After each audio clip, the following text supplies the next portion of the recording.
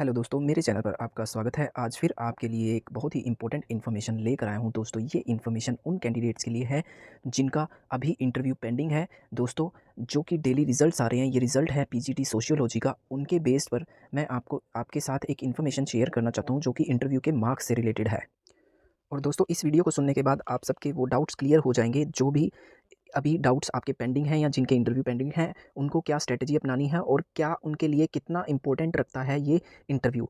तो दोस्तों, बात है सिर्फ 12.5 मार्क्स की। जो आपका मेजर पोर्शन था 87.5 मार्क्स का, वो आपने कवर कर दिया है।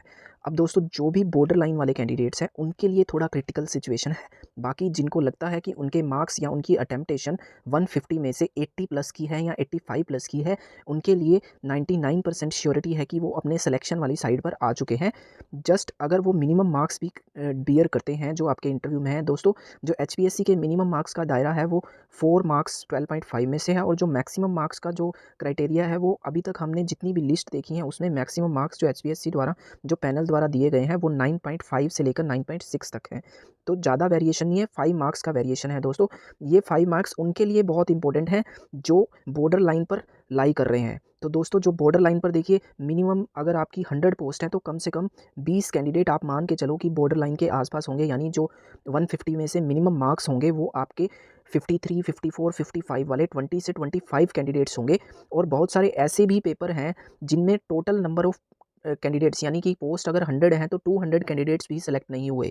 ये स्पेशली मैं असिस्टेंट इंजीनियर की पोस्ट के लिए बोल रहा हूँ दोस्तों। उनमें टोटल कैंडिडेट्स भी कंप्लीट नहीं होते किसी किसी कैटेगरी के अंदर। यानी जैसे मान लो बीसीए की कैटेगरी है, अगर 18 पोस्ट हैं तो शायद 36 कैंडिडेट नहीं है। ऐसी कैटेगरी है 25 पोस्ट हैं तो शायद 50 कैंडिडेट्स नहीं है। तो उनमें जो लास्ट कट ऑफ लाई करती है वो दोस्तों बिल्कुल बॉर्डर लाइन, यानी कि मिनिमम 35% जो कि 53 मार्क्स बनते हैं उन पर लाई कर जाती है। तो दोस्तों, आपको बिल्कुल भी बर्डन नहीं लेना। जिन भी स्टूडेंट्स को लगता है कि उनका अटेम्प्टेशन जो है जनरल कैटेगरी के ही क्यों ना हो, अगर उनका अटेम्प्टेशन 100 का है और बिल्कुल एक्यूरेसी के साथ 100 का अटेम्प्टेशन है, तो वो बिल्कुल सिक्योर कैंडिडेट हैं, चाहे उनके मिनिमम इंटरव्यू मार्क्स ही लगें।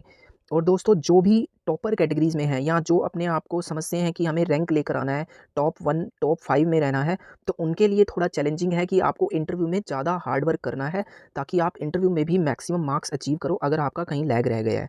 और दोस्तों, रही बात कि आपको सिलेक्शन लेकर आनी है, तो उनके लिए जो 80 मार्क्स या फिर 85 मार्क्स वाले हैं उनको थोड़ा एफर्ट लगाने की नीड है।